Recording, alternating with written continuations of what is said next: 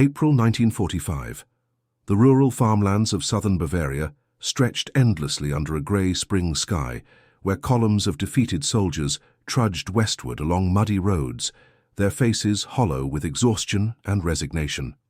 Among them walked men who just weeks earlier had believed themselves part of an invincible force, now reduced to shuffling masses hoping only to surrender to anyone but the forces advancing from the east. They expected, perhaps, the harshness they had shown others, the contempt they had been taught to feel for those they considered inferior. Before we dive into this story, make sure to subscribe to the channel and tell me in the comments where you're watching from. It really helps support the channel. What these men would discover in the coming days would shatter not just their expectations of conflict, but the very foundation of beliefs they had carried since childhood, taught by a regime that had built an empire on hatred and lies. Lieutenant James Morrison of the 92nd Infantry Division stood beside the temporary holding area his unit had established near the small town of Kaufering, watching as more surrendering soldiers arrived each hour. The 26-year-old officer from Philadelphia had experienced countless moments of prejudice during his military service, from training camps in the southern United States to the skeptical glances of Allied commanders who doubted the capabilities of the segregated unit composed entirely of soldiers of color. His battalion had fought through the mountains of northern Italy, proving themselves in brutal combat at places whose names most Americans would never learn, earning their place among the units now tasked with securing southern regions of what had been enemy territory. Morrison had grown up in a working-class neighborhood of Philadelphia where dreams competed constantly with harsh realities of systematic discrimination. His father worked at the shipyards, putting in long hours for wages lower than white workers received for identical labor. His mother cleaned houses in wealthy neighborhoods, returning home each evening exhausted, but determined that her children would have opportunities she never had. Morrison excelled in school, despite attending underfunded, segregated institutions where textbooks were hand-me-downs from white schools and supplies were perpetually scarce. He earned a scholarship to attend college, becoming the first in his family to pursue higher education, studying engineering with aspirations of contributing to America's industrial future. Those dreams were interrupted when the draft notice arrived in 1942. Morrison reported for duty knowing that military service for men of color meant navigating a complex landscape of proving capability while enduring doubt, showing competence while facing skepticism, demonstrating courage while being assigned to segregated units commanded initially by white officers who often viewed their soldiers as inferior. The training camps in the southern states brought daily reminders of the contradictions inherent in fighting for freedom abroad, while denied basic dignity at home. Morrison and his fellow soldiers faced restrictions on where they could go, what facilities they could use, how they could interact with the surrounding communities. Yet, through all these obstacles, Morrison and thousands like him maintained their determination to serve with distinction. They understood, perhaps more clearly than their critics, that their performance in uniform carried implications far beyond military outcomes. Every act of competence challenged assumptions about racial capability. Every display of courage undermined justifications for discriminatory treatment. Every mission accomplished successfully became evidence against beliefs that had been used to justify systematic inequality. Morrison carried this awareness with him through officer training, through the brutal mountain campaigns in Italy, and now as he faced the task of managing thousands of former enemy soldiers with limited resources and uncertain support. The holding area filled rapidly through that first week as organized resistance collapsed across the region.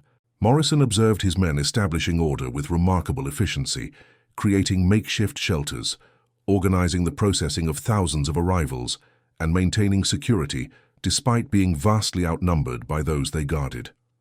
Among the new arrivals was former Sergeant Friedrich Weber, a 34-year-old veteran who had spent nearly 6 years in uniform, fighting across multiple fronts before finding himself part of the chaotic retreat westward.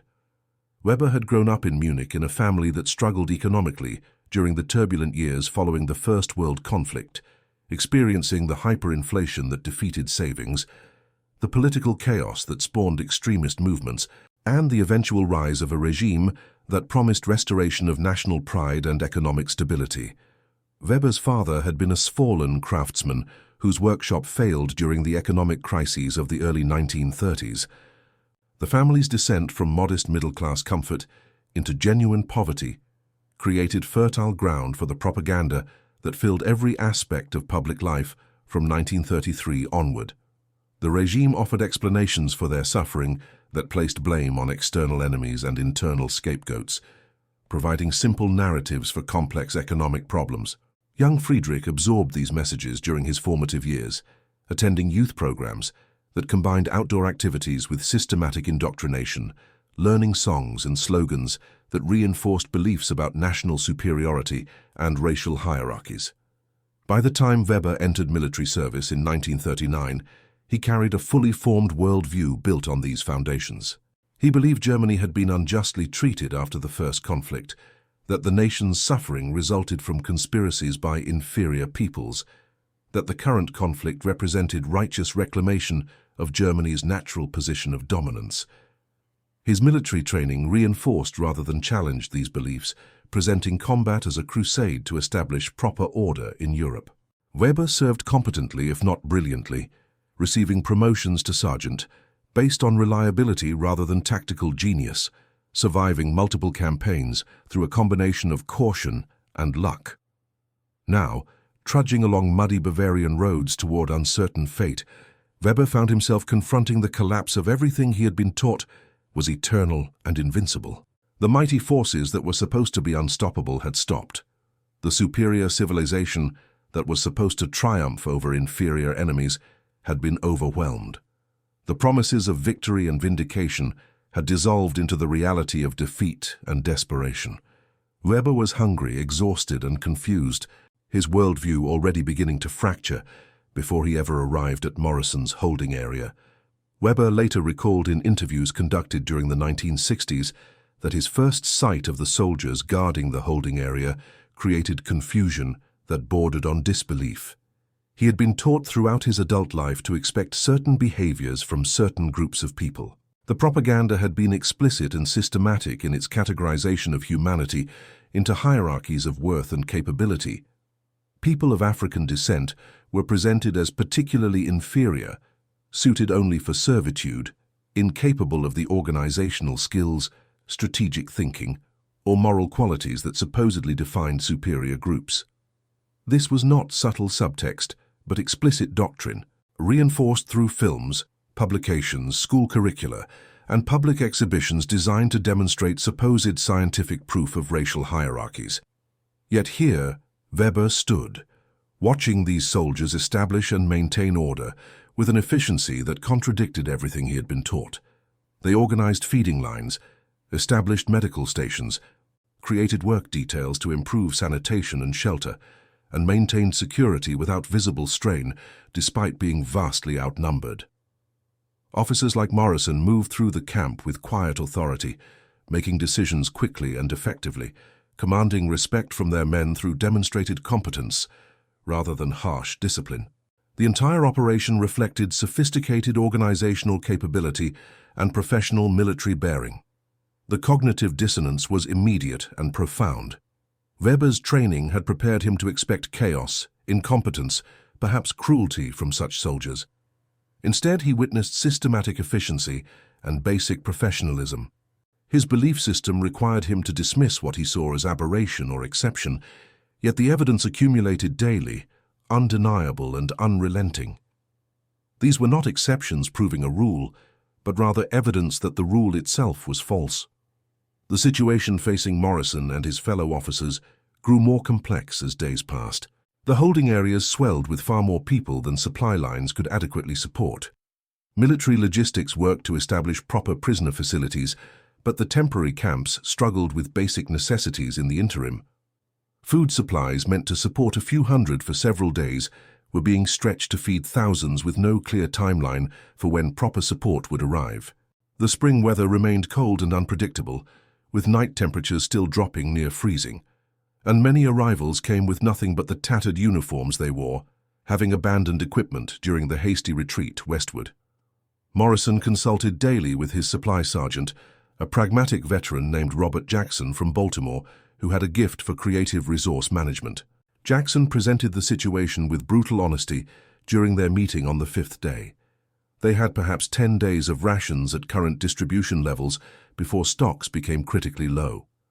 Replacement supplies were promised, but delayed by the massive logistical challenges of supporting millions of troops, spread across vast territories with damaged transportation infrastructure.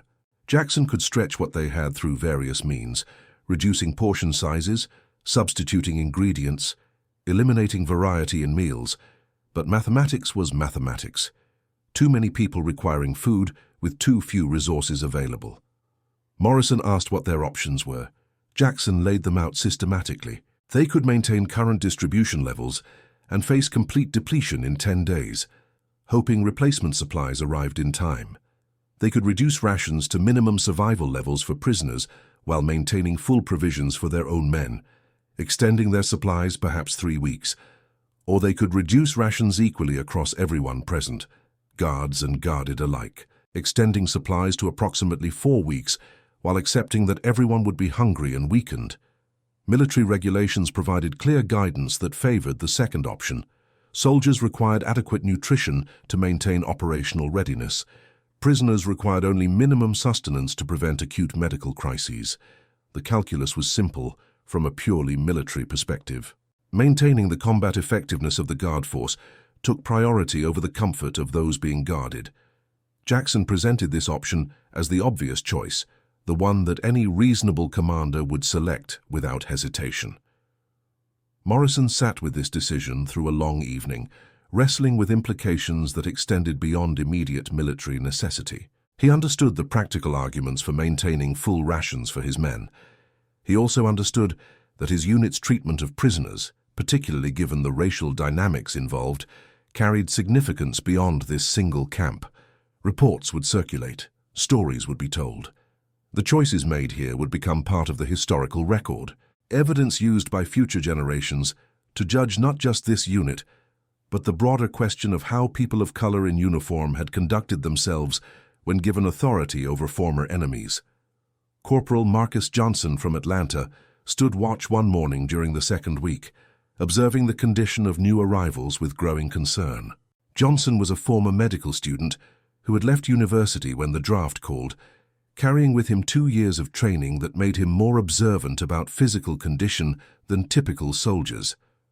What he saw troubled him deeply.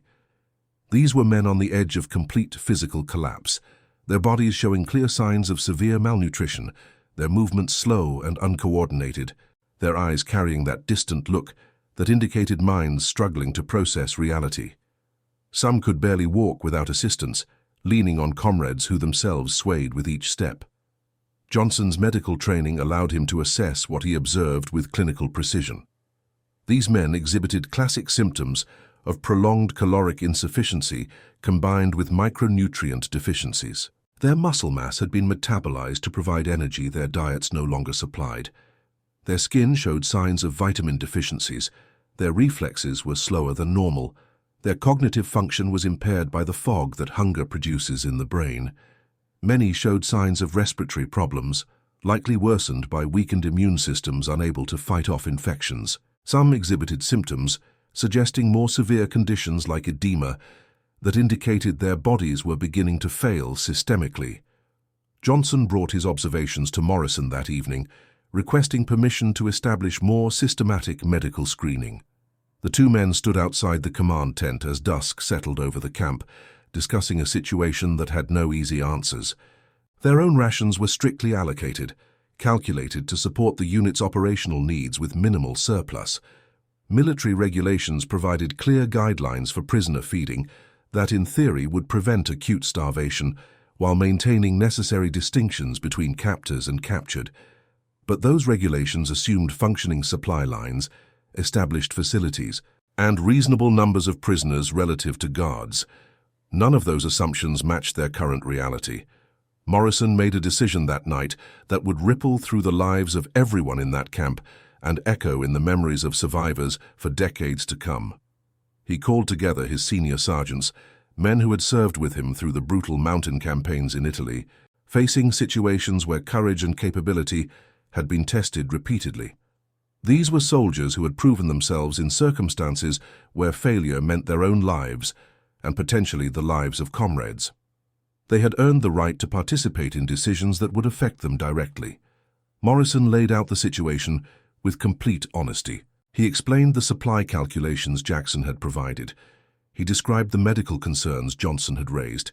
He acknowledged that military regulations supported maintaining full rations for guards while providing minimum for prisoners.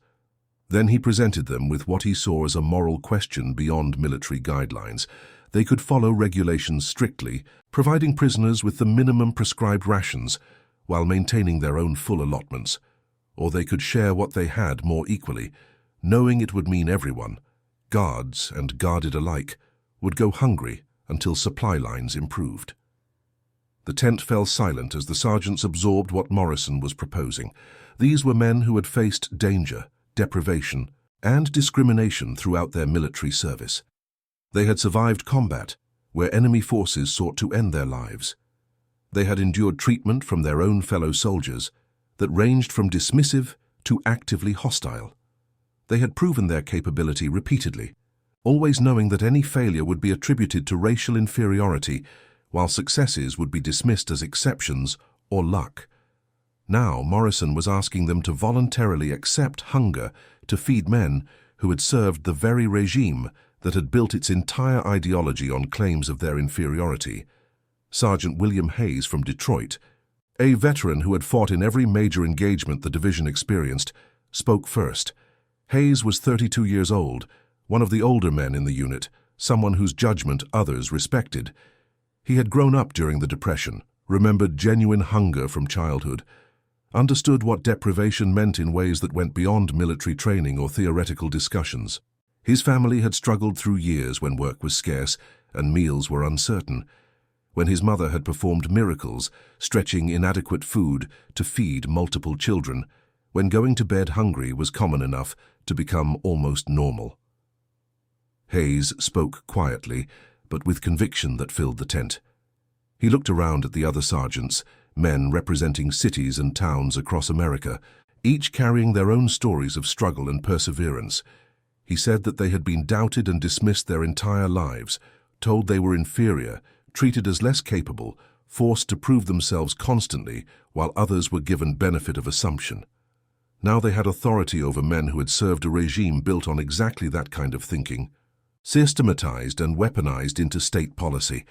They could use this authority to confirm every negative assumption, to prove that given power, they would abuse it just as they had been told people like them would do. Or they could demonstrate something different entirely. Hayes continued, his voice carrying quiet passion that reflected deeply held conviction. If they followed regulations strictly and maintained full rations while those under their control went hungry, they would be acting within military rules and nobody could criticize their choice. But they would also be proving right every person who had ever claimed they lacked the character and compassion that supposedly defined civilization. They would be showing that given opportunity for petty revenge, they would take it. They would be confirming that they were exactly as small and mean as prejudice had always insisted. Alternatively, Hayes said, they could choose to share what they had, accepting hunger themselves to prevent worse suffering in others. This choice would be difficult. It would mean watching their own strength diminish, feeling their own bodies weaken, enduring their own discomfort. But it would prove something important about who they were and what they valued. It would demonstrate that their character was not determined by how they were treated, but by how they chose to treat others. It would show that compassion and dignity were not weaknesses, but strengths, not things to be abandoned when circumstances made them difficult, but principles to be maintained precisely because maintaining them required sacrifice. The other sergeants nodded agreement as Hayes finished speaking. Sergeant Thomas Crawford from Chicago added that they had fought this entire conflict, knowing their performance carried weight beyond military outcomes. They represented millions of Americans who faced discrimination daily, who were told they were incapable of excellence, who were denied opportunities that others received automatically. Every battle they won challenged those assumptions. Every mission they completed successfully became evidence against systematic prejudice. This was simply one more opportunity to prove through action, rather than words, what they believed about human dignity and worth. Sergeant David Williams from New York pointed out the practical dimension as well. If they maintained the health and morale of those under their control, they would have fewer security problems, fewer medical emergencies, and fewer logistical challenges. Desperate, starving people became unpredictable and dangerous. People who were treated with basic decency and fairness tended to respond with cooperation. From purely pragmatic perspective, regardless of moral considerations, sharing resources was likely to make their own job easier and safer. Morrison listened as his sergeants discussed the question from multiple angles, impressed but not surprised by their willingness to choose the harder path. These were men who had been choosing harder paths their entire lives, refusing to let prejudice define their capabilities, pushing past barriers others never faced, proving themselves repeatedly in situations where failure would be attributed to their race, while success would be dismissed as exception. The decision to share food despite personal cost was entirely consistent with the character they had demonstrated throughout their military service. The group agreed unanimously. They would share their rations more equally, reducing everyone's portions, but ensuring nobody faced acute deprivation. Morrison authorized the change in distribution policy, making it clear this was not an order imposed from above, but a collective decision made by the unit's leadership. He wanted his men to understand they were choosing this path together, accepting the consequences together, demonstrating their values together. The next morning brought the first visible change to the camp's daily routine. Instead of the separate feeding arrangements that had been maintained, with guards eating from their rations and prisoners receiving minimum allocations, the cooks began preparing common meals, stretching every can, every bag of flour, every precious store of food to feed everyone present. Sergeant Jackson supervised this transformation with his characteristic efficiency, calculating portions that would provide adequate nutrition if not abundance, ensuring fairness without favoritism, making every resource count. The amount each person received was modest, a bowl of thin but nourishing soup made by extending canned vegetables and meat with water and grain to create volume. A portion of bread, smaller than military standard, but adequate to provide necessary calories. Occasional supplements when available, like canned fruit or vegetables that provided vitamins the basic diet lacked. Coffee or tea when supplies permitted, providing warmth and comfort beyond mere nutrition. The meals were simple, basic sustenance rather than abundance, but they were shared equally across everyone in the camp. The reaction among those being held went beyond gratitude into something closer to incomprehension. Men who had been taught their entire adult lives that racial hierarchies represented natural order found themselves treated with basic equality by those the propaganda had classified as inferior. The contradiction was immediate and impossible to dismiss. This was not abstract philosophy or theoretical argument, but concrete reality experienced 3 times daily through the fundamental human act of eating. Weber watched this transformation with emotions. He struggled to articulate even years later when researchers interviewed him about this period. He stood in line alongside other former soldiers, receiving his portion from Corporal Johnson, who served each person with the same careful measure, ensuring fairness without favoritism. Johnson's movements were practiced and efficient, scooping soup into bowls with consistent portions, cutting bread into equal pieces, making sure everyone received the same amount regardless of who they had been or what they had believed. The food itself was simple, basic sustenance rather than abundance. The soup was more water than solid ingredients, the bread more filling than flavorful. But the act carried meaning that transcended nutrition. These men who had every reason to show contempt, who would have been justified in providing only the absolute minimum required by military law, were instead choosing to hunger themselves rather than watch others starve. They were demonstrating through action more powerful than words that the racial hierarchies Weber had been taught were lies, that human decency crossed the artificial boundaries that propaganda created. Weber later recalled that he stood holding his bowl of soup that first morning of the new distribution system, watching Johnson move down the line serving others with the same care he had shown Weber himself, and felt something fundamental shift in his understanding of reality. He had truly believed, that certain groups of people were naturally superior to others, that these hierarchies were scientific facts rather than social constructs. He had been taught this in schools, heard it from political leaders, seen it presented as settled truth in books and films and public exhibitions. His entire adult life had been built on the foundation of these beliefs. Now he held in his hands direct evidence that those beliefs were false. Johnson's competence at organizing the distribution line, his efficiency in ensuring fairness, his quiet authority in maintaining order, and most significantly his voluntary sacrifice of his own adequate nutrition to share with former enemies, all contradicted everything Weber had been taught. This was not theoretical argument that could be dismissed, or evidence that could be reinterpreted. This was immediate, personal, undeniable experience of being treated with dignity by someone who had every reason to show contempt. The impact spread through the camp in ripples of confused conversation. Men gathered in small groups during the hours between meals, speaking quietly about what they were experiencing, trying to reconcile their beliefs with their observations. Some attempted initially to explain away what they witnessed, suggesting that perhaps these particular soldiers were exceptions, that the general rule of racial hierarchy remained valid even if these specific individuals contradicted it. But that explanation became harder to maintain as days accumulated and the pattern persisted. These were not a few individuals acting unusually, but an entire unit, from officers to enlisted men, demonstrating systematic competence and voluntary compassion. Other conversations took different forms, men beginning to question more fundamentally what they had been taught. If the propaganda had lied about racial hierarchies, what else had been false? If the claims about natural superiority and inferior peoples were wrong, what did that mean about the justifications for the conflict they had fought? If human worth was not determined by racial categories, what moral foundation remained for the regime they had served? These were dangerous questions, thoughts that challenged the intellectual framework that had organized their adult lives. But the evidence making such questions necessary was literally sustaining their bodies 3 times daily. Private Thomas Richardson from Chicago worked the distribution lines, helping ensure orderly feeding arrangements as the system evolved over subsequent days.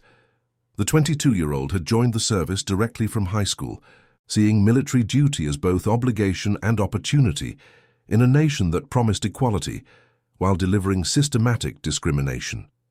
He had learned to navigate that contradiction throughout his youth, maintaining dignity while enduring indignities that came from living in a society that proclaimed all men created equal, while treating some men as fundamentally less equal than others. Richardson's family had been part of the Great Migration, moving from Mississippi to Chicago during the 1920s, seeking opportunities that the southern states systematically denied to people of color. His grandparents had been sharecroppers, trapped in systems of debt and legal restrictions that were only marginally better than the enslavement their own parents had experienced. His parents had escaped that system by moving north, finding work in Chicago's industries and domestic service, building lives that, while still constrained by discrimination, offered more opportunity than what they had left behind. Growing up in Chicago's South Side during the Depression and early 1940s, Richardson had experienced both the vibrant cultural life of the city's African-American community and the harsh restrictions that circumscribed where that community could live, work, and participate in civic life. He attended segregated schools where dedicated teachers worked with inadequate resources to provide education that would prepare students for a world that would systematically undervalue their achievements.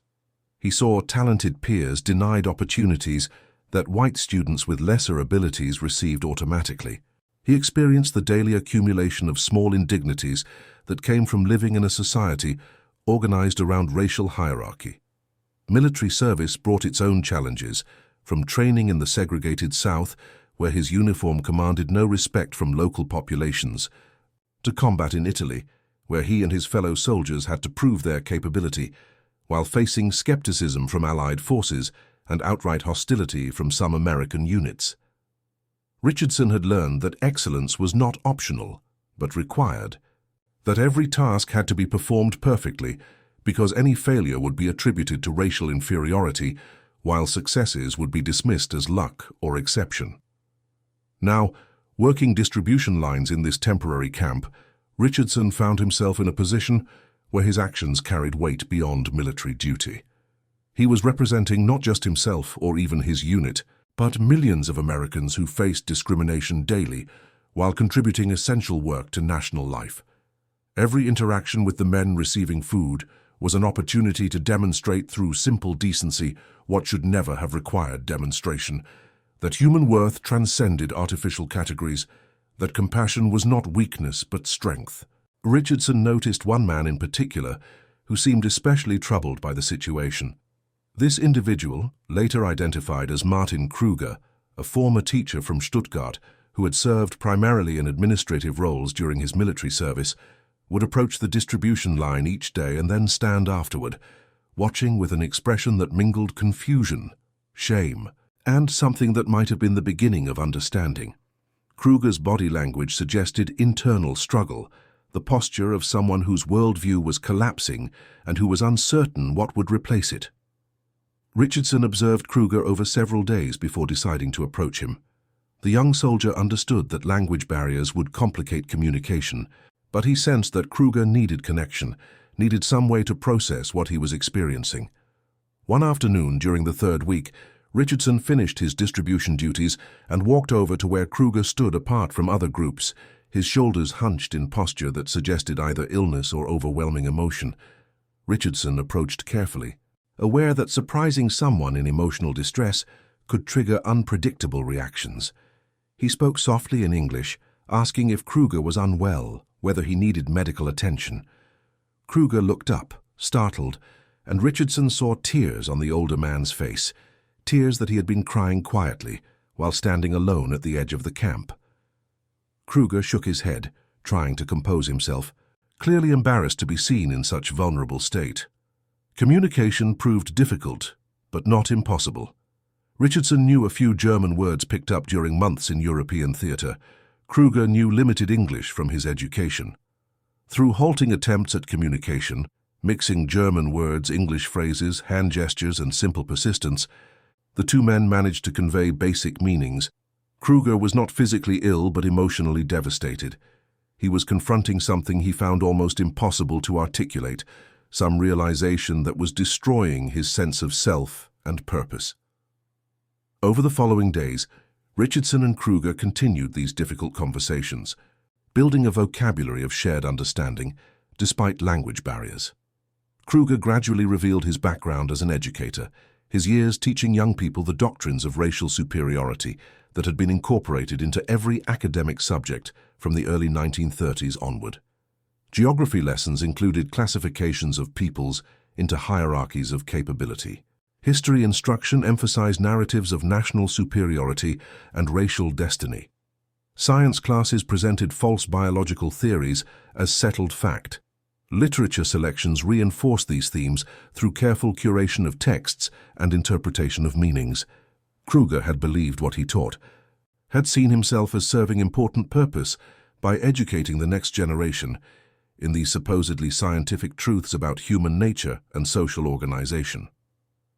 He had taken pride in his work, had felt he was contributing to national renewal by helping young people understand their place in the natural order.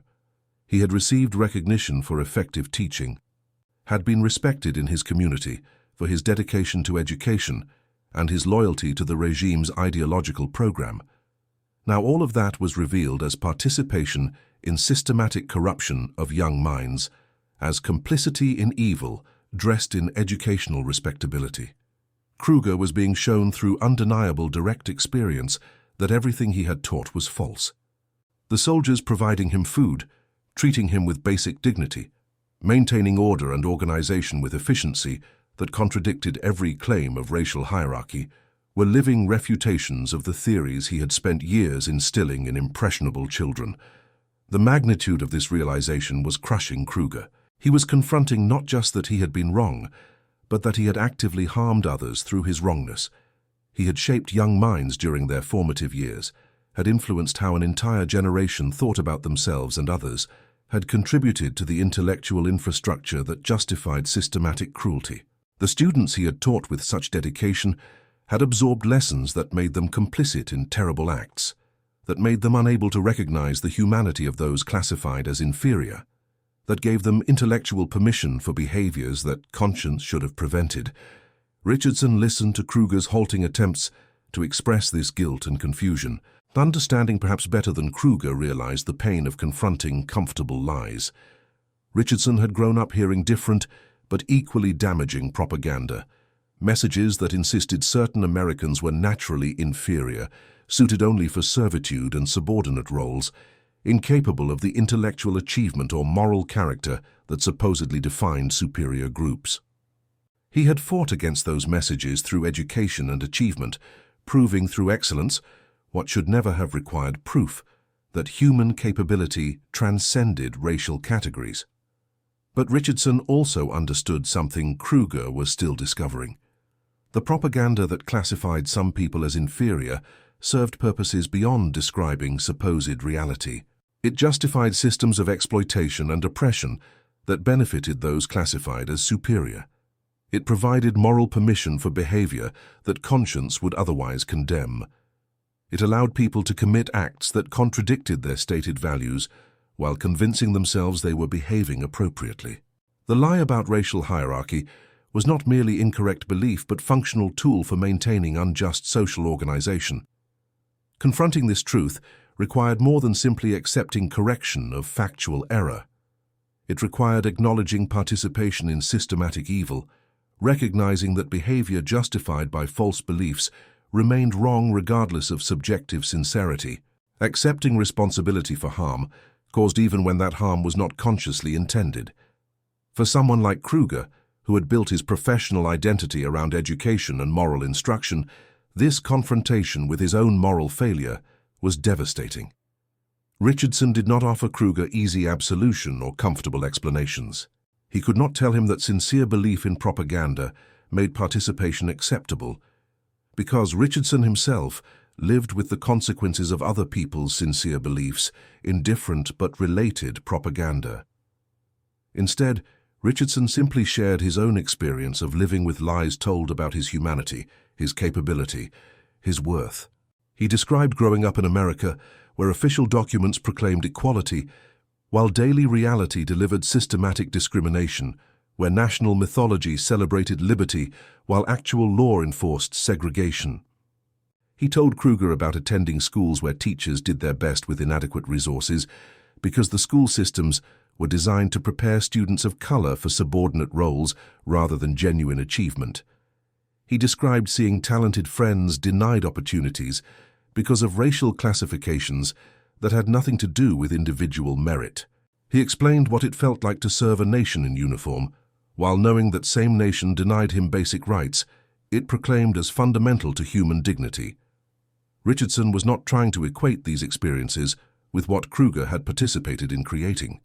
The systematic cruelty of the regime Kruger served had reached depths of deliberate evil that exceeded even American racial oppression, bad as that was. But Richardson was trying to help Kruger understand that propaganda about racial hierarchy damaged everyone it touched, both those it classified as inferior and those it falsely elevated as superior. The lie distorted reality for everyone, creating false categories that prevented genuine human connection and justified preventable suffering. These conversations, difficult and halting as they were, represented something important happening in that temporary camp during those weeks of shared deprivation. Men from opposite sides of history's greatest conflict were connecting across barriers of language, culture, and previous enmity through the simple recognition of common humanity. The shared experience of hunger created bond that ideology could not prevent, acknowledging that all bodies required food, regardless of the categories propaganda created, to classify them into hierarchies. The situation in the camp gradually stabilized as supply lines improved and proper facilities opened to receive the massive numbers of soldiers being processed. The 92nd Infantry Division began transitioning prisoners to established camps where adequate resources existed to support them properly. The temporary holding area had served its purpose, managing thousands of men through a chaotic period using limited resources, and achieving this through combination of professional competence and voluntary sacrifice. Lieutenant Morrison kept detailed records during this period, documenting not just the logistical challenges, but the human interactions that emerged.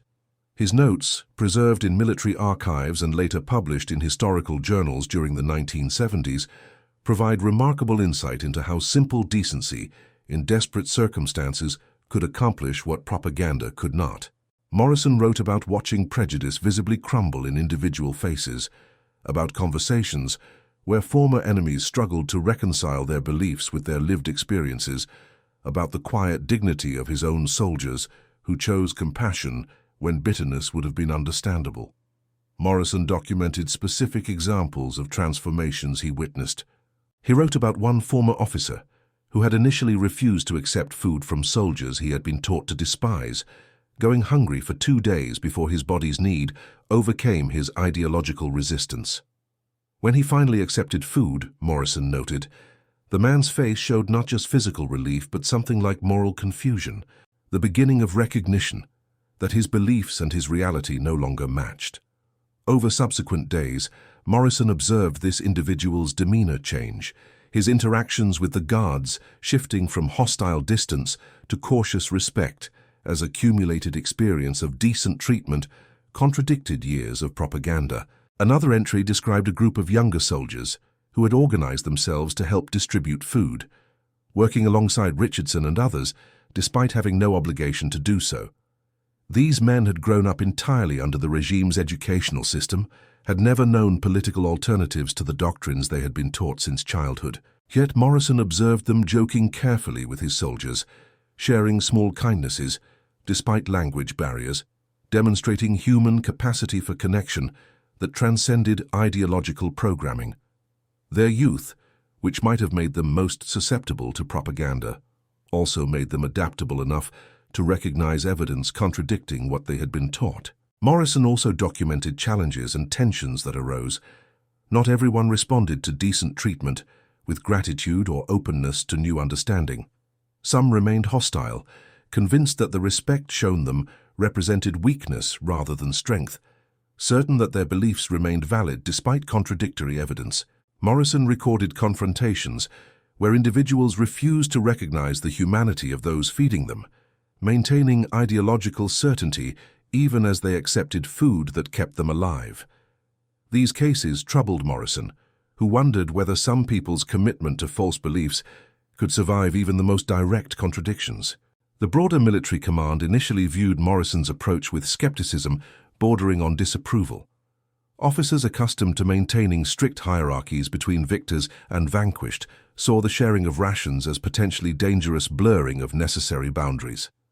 Some questioned whether Morrison's decisions reflected sound military judgment or represented some kind of political statement about racial equality that had no place in combat operations. Morrison faced quiet pressure to adjust his approach, to restore more traditional distribution patterns that maintained clearer distinctions between guards and guarded. Morrison defended his decisions on both practical and moral grounds. Practically, he argued, the camp had maintained excellent order despite high ratios of prisoners to guards, with minimal security incidents and no serious attempts at escape or violence. The morale of his own men remained strong despite reduced rations because they understood and supported the principles behind the decision.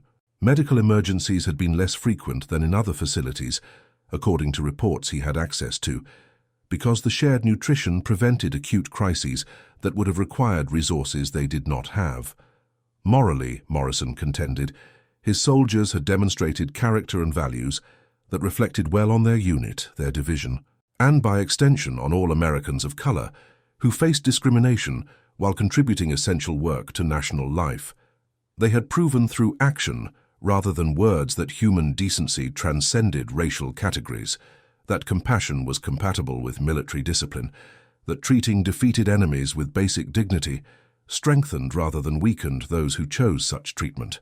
Morrison believed these demonstrations carried value beyond immediate military outcomes, particularly given that everything his soldiers did was being observed and judged through racial lenses by both allies and former enemies. Corporal Johnson continued his medical assessments, documenting how shared rations while leaving everyone somewhat hungry prevented the acute medical crises that emerged in other facilities, where captured soldiers received only minimum allocations.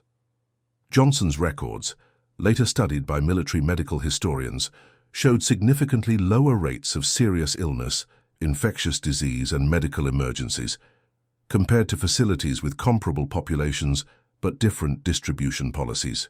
The difference between severe deprivation and modest deprivation, Johnson's careful notes demonstrated, could mean the difference between survival and collapse for bodies already weakened by months of inadequate nutrition and the stress of combat and retreat. Johnson also documented the psychological dimension of treatment, noting improvements in mental state among those who were fed adequately versus those who faced severe deprivation. Human beings under extreme hunger experienced not just physical deterioration, but cognitive impairment, emotional instability, and psychological distress that affected behavior in measurable ways. Men who received adequate, if not abundant, nutrition maintained better mental function, showed less aggression, displayed more capacity for rational behavior.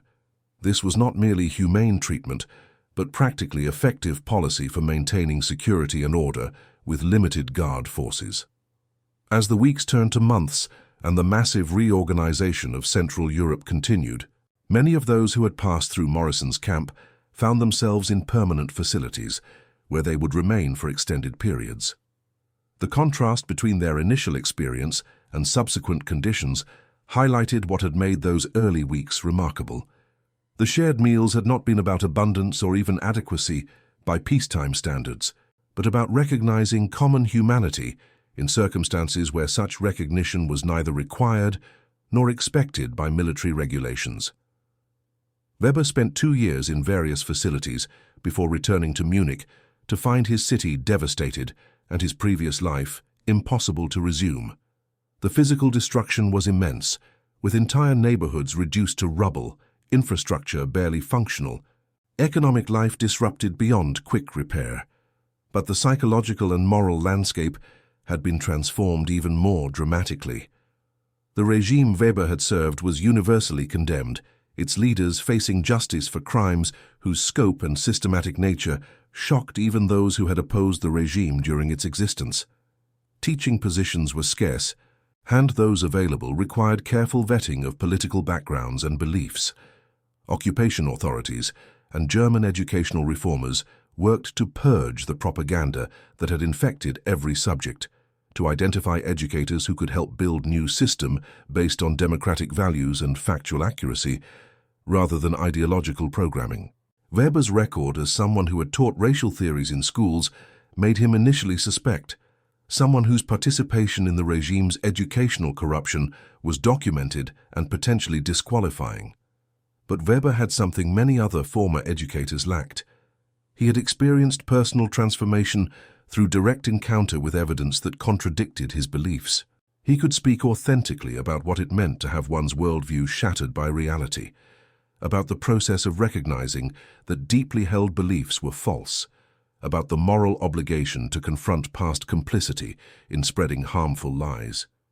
During interviews for teaching positions, Weber described his weeks in Morrison's camp, explaining how being treated with basic dignity by those he had been taught to despise had begun his transformation from ideological believer to critical thinker. In 1948, Weber managed to obtain a teaching position at a school in a suburb of Munich that had been rebuilt from rubble. The educational system had undergone radical transformation, purging the propaganda that had infected every subject and attempting to build something new on the ruins of what had failed catastrophically.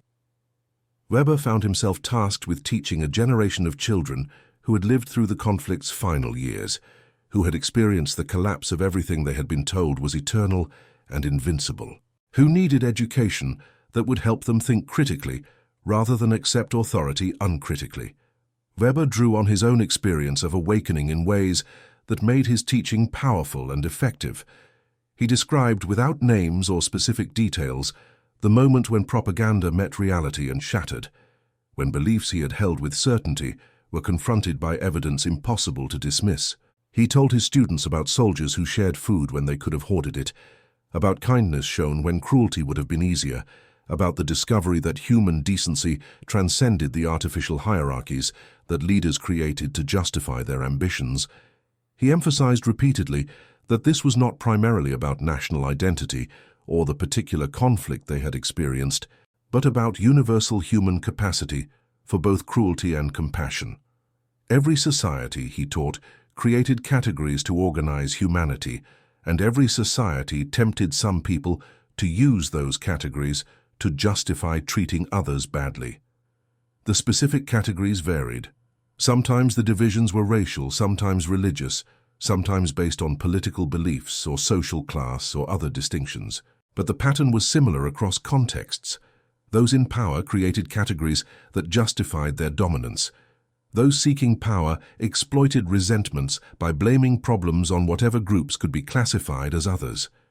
Critical thinking, Weber taught, required constant questioning of categories and hierarchies, constant testing of beliefs against evidence, constant willingness to acknowledge when directly observed, reality contradicted comfortable assumptions. He pushed his students to think about how they knew what they knew, whether their beliefs came from personal experience or acceptance of what authorities told them, whether they could defend their convictions against challenge or simply repeated what they had absorbed uncritically. This approach to education sometimes created tension with parents and administrators who wanted simpler instruction, who preferred students learn established facts rather than constantly question foundations of knowledge.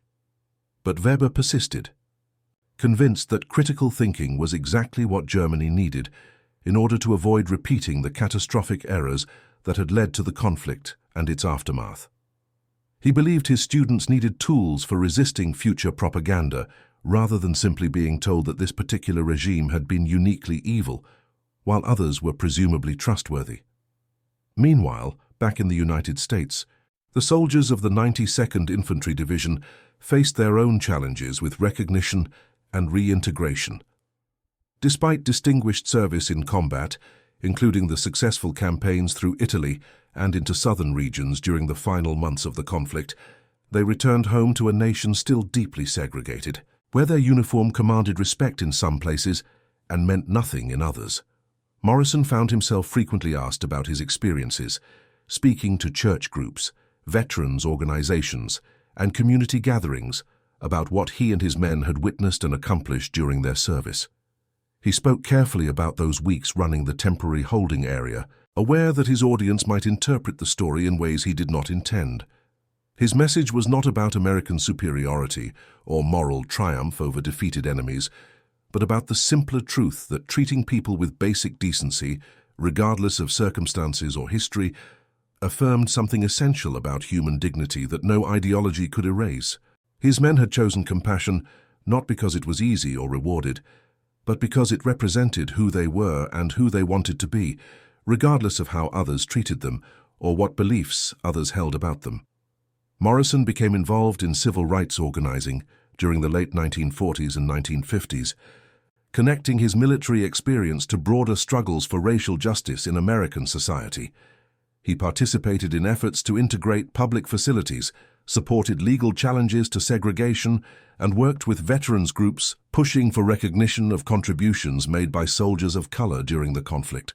He frequently drew on his experience of commanding integrated prisoners while serving in a segregated unit, highlighting the contradiction inherent in America's simultaneous commitment to democratic ideals and maintenance of racial hierarchy. In interviews with journalists and historians, Morrison emphasized that his soldiers' choice to share food with former enemies was not about being soft or weak, but about maintaining moral standards regardless of circumstances. He rejected interpretations that framed the story as primarily about redemption of those who received kindness, insisting instead that the story was fundamentally about his soldiers affirming their own values. They shared food because doing so reflected who they were, regardless of whether recipients appreciated or acknowledged the sacrifice. This distinction was important to Morrison because he had spent his entire life dealing with narratives that centered white perspectives and white moral development, even in stories that should have focused on experiences and choices of people of color. He refused to let his soldiers' compassionate action become merely a plot device in stories about transformation of former enemies.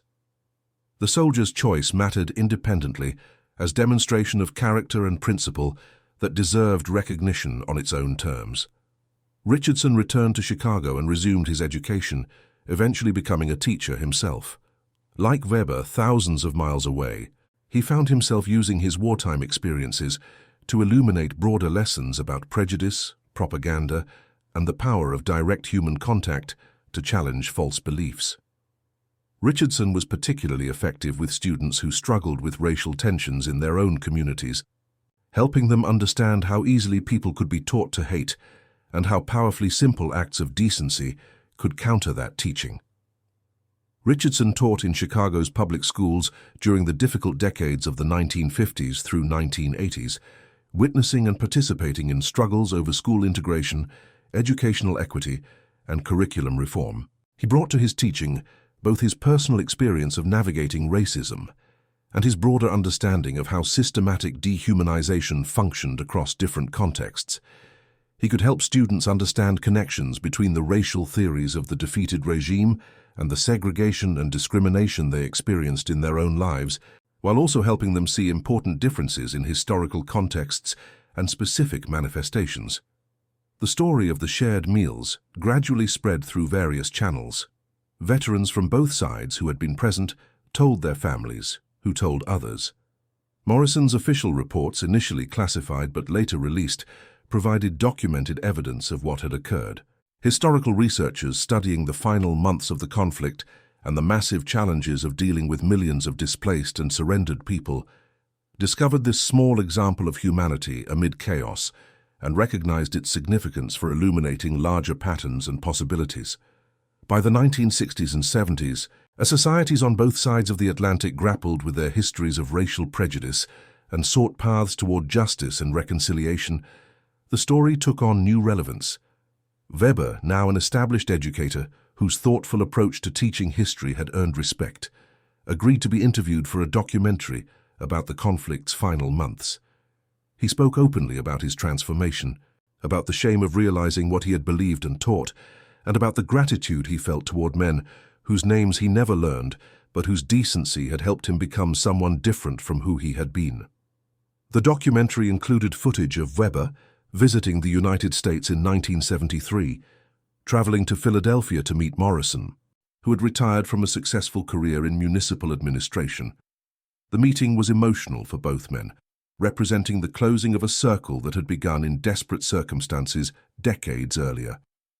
They sat together in Morrison's modest home, two elderly men who had stood on opposite sides of history's greatest conflict, discussing how simple acts of sharing food had carried such profound meaning for their own lives and potentially for historical understanding. Morrison told Weber something he had not included in official reports or public speeches, a detail that made the story even more poignant. He revealed that several of his sergeants, including Hayes, had privately expressed doubt about the sharing policy, not because they opposed it morally, but because they feared the consequences if their unit became too weakened by inadequate nutrition to perform their duties. Morrison had overridden those concerns, believing that maintaining their humanity was more important than maintaining their full physical strength, trusting that the right choice would somehow work out, even if he could not see how. Weber responded by sharing his own private detail. He explained that in the weeks after leaving that temporary camp, he had encountered many other former soldiers who had surrendered to different units and experienced vastly different treatment. Some had been held in conditions of deliberate deprivation, given minimum rations while their captors ate well, treated with the contempt that captured enemies might expect. Hearing their stories had made him realize that what he experienced was not standard procedure, but rather the result of specific choices made by specific individuals who could have chosen differently. This realization had been crucial to Weber's own development as an educator and citizen. It taught him that while systems and propaganda shaped behavior, individuals retained agency and responsibility for their choices. The soldiers who shared their food were not required to do so by regulation or command. They chose compassion over convenience, chose to affirm human dignity when doing so came at personal cost. That choice, repeated daily in small acts of fairness and kindness, had accomplished something that libraries of philosophical arguments could not have achieved: demonstrating through lived experience that the racial hierarchies he had been taught were lies. The conversation between these two men, filmed for the documentary and later used in numerous educational programs, provides a remarkable window into how personal encounters could challenge and change beliefs in ways that abstract arguments could not.